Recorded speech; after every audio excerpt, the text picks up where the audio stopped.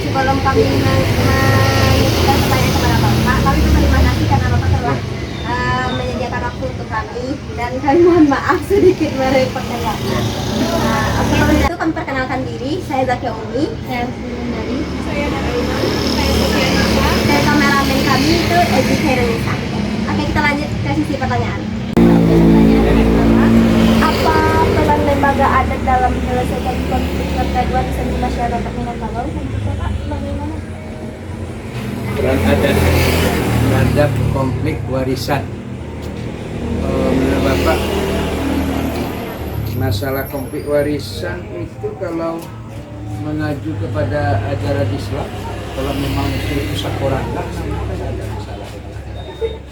Yang jadi masalah sini adalah apabila paling konflik warisan masalah harta pusaka tinggi.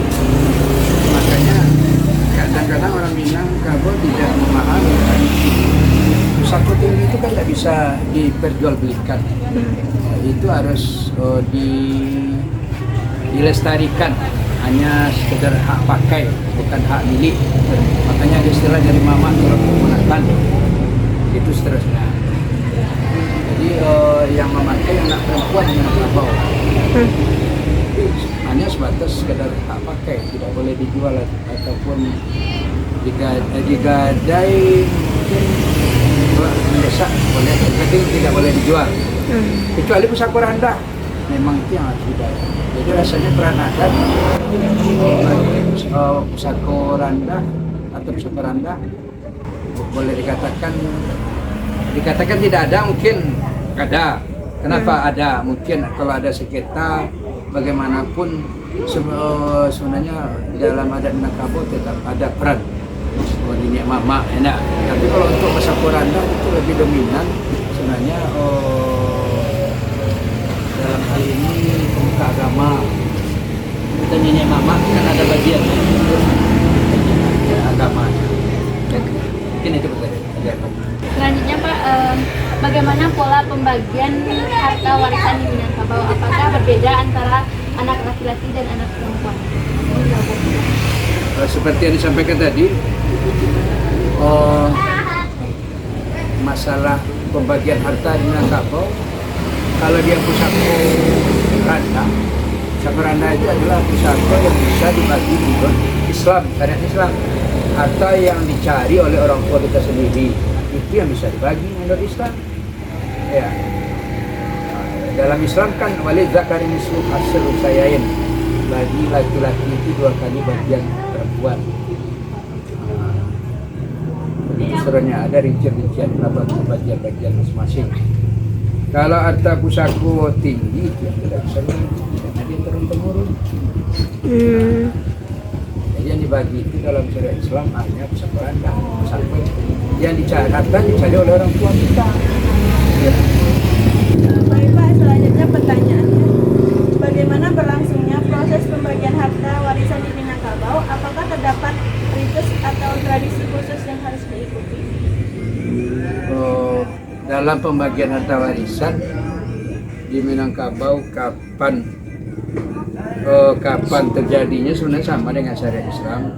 Apabila seseorang itu sudah meninggal dunia, itu baru dibagi harta. Salah satu dari orang tua kita baru bagi harta. Bagaimana acara khususnya memang tidak ada. Itu tergantung adat lah mungkin. Karena setiap adat itu kan berbeda, setiap daerah itu berbeda dalam adatnya.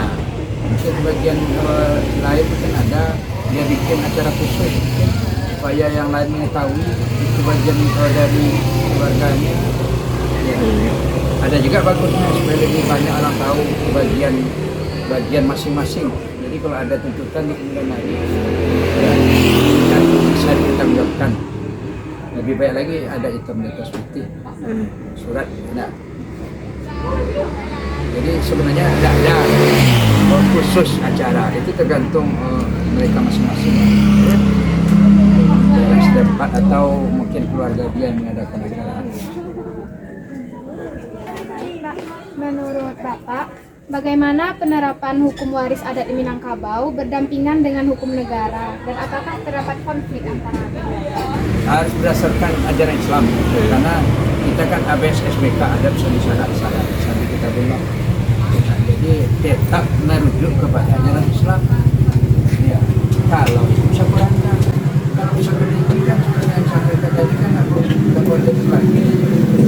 Apakah bertentangan dengan ajaran Islam? Ajaran negara, dalam negara kan tidak ada ketentuan baru. Tidak ada. Negara tidak mengatur masalah warisan, hanya adat dan agama.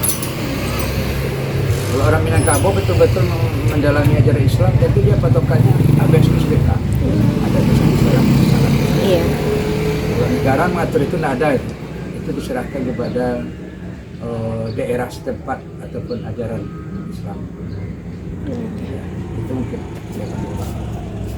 Pak, itu tadi pertanyaan terakhir dari teman-teman saya, dan pertanyaannya cuma 4 ya Pak ya.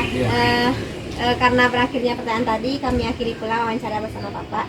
Kami sekali lagi ucapkan terima kasih kepada Bapak yang telah meluangkan waktunya. Assalamualaikum warahmatullahi wabarakatuh. Waalaikumsalam warahmatullahi wabarakatuh.